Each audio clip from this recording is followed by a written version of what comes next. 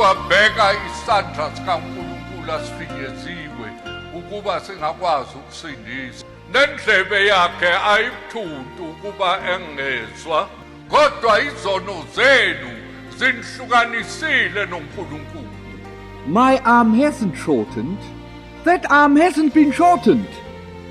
His ear isn't dull of hearing, isn't heavy that he can't hear. But your iniquities have become a wall of separation between you and your God. Omunye wemiyalezo kaBaba Mfundisi ayoqondise ebandleni wathi, hambani nitshele umhlaba wonke ukuthi inkosi ivukile, batsheleni ukuthi iyaphila. Lokhu kwakutshengisa intshisekelo engenamkhawulo uBaba Mfundisi anayo yokuzuzela imphefumulo kuKristu. uBaba Mfundisi wakhulela emndenini owungamaluthela. Wabe esinikela impilo yakhe kuJesu Kristu ngo-1948 eneminyaka eyi-13.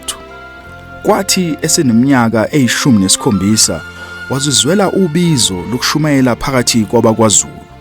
Wabatshela ngensindiso kaJesu Kristu. Ubizo lukaNkulunkulu lwamenza wakushaya indiva konke okunye ayokufisa.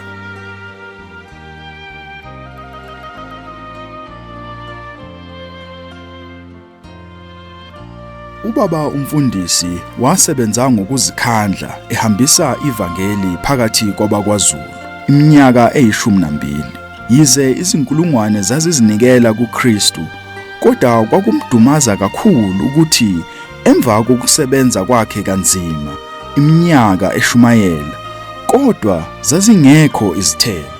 Ngakho-ke wayesefuna ukuliphonsa ithawula, kodwa ngomusa uNkulunkulu wangenelela. Mangilizwe izwi Ngenxa yokufundisisa iBhayibheli, ukuzihlolisisa emphefumulweni, ukujula emkhulekweni, nobuhlungu benhliziyo, uBaba Mfundisi wanxusa imvuselelo kuNkulunkulu ngamazwi kaJesu akuJohn 7:38 athi, okholwa yimi njengokusho kombhalo, esiswini sakhe kuyawugobhoza imifula yamanzi aphilayo. NgoDisemba ka-1966 uNkulunkulu wehla ngamandla emvuselelo phezu kukaBaba Mfundisi nedlanzana lamaKristu kwamaphumulo eNingizimu Afrika. And as God was working in our midst through his word, the Spirit of God suddenly started working. He came over this place, over us, like the rushing of a mighty wind.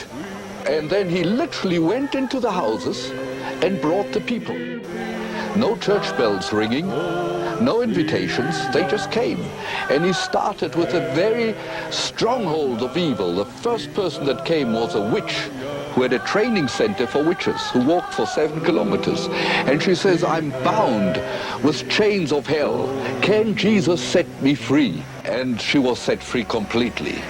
She surrendered her life to Christ. She was prayed for, and she was set free. And you know what the expression of a face of an old witch is like.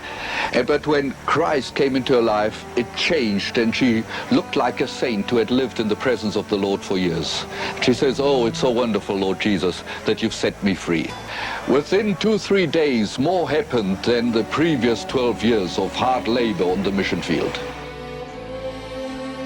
Izenzo zikaBaba Mfundisi kusukela ngo-1966 ziwubufakazi bemifula yamanzi agobhozayo.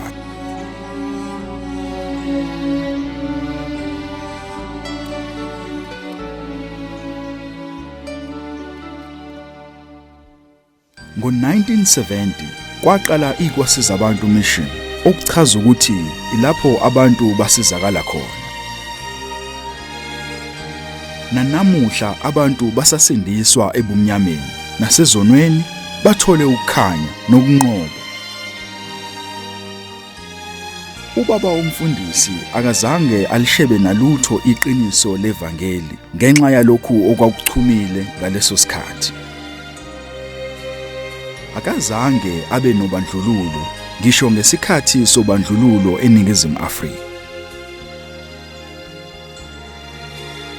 Akazange ashumayele into yena ayingayiphili. uNkulunkulu nguyena owayengungqa phambili empilweni yakhe.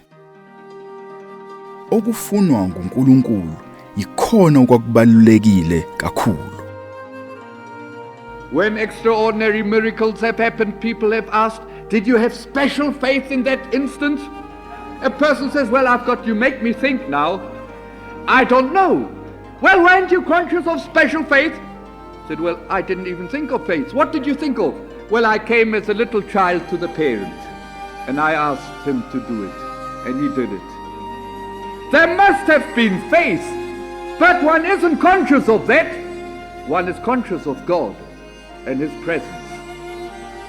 Believe in me, the Lord Jesus says.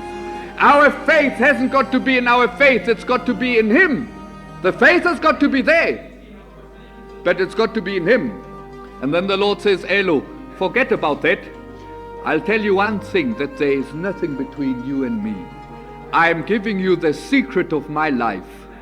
The foremost thing in my life is not preaching, is not winning souls, isn't praying for the sick. The only thing that matters in my life is this. My business is this, that Lord Jesus, that there's nothing between us, that the relationship with the Lord Jesus is right, that nothing comes in between and breaks the fellowship with the Lord Jesus. That's all that matters. If I'm right with Him in right standing, then He can work as He likes. He can glorify Himself. He can lead. He can guide. But if something comes in between, the fellowship is broken.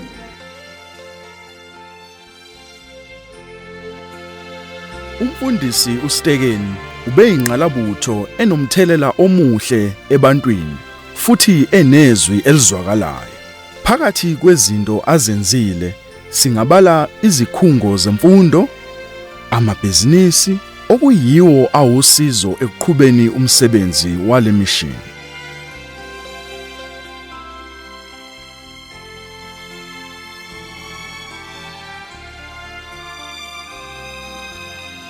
Amagatsha amaningi emission aqala ngenxa yobizo lwakhe.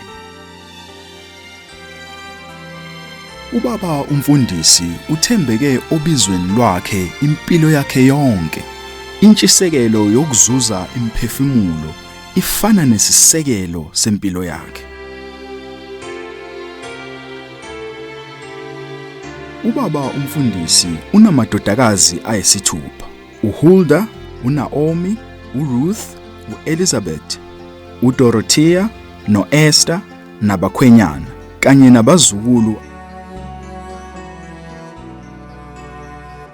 Unkosikazi wakhe uKay wadlula emhlabeni mhla ka-26 November 2002 eseneminyaka engama-59. Wabekwa endaweni yakhe yokugcina khona lapha KwaSizabantu Mission.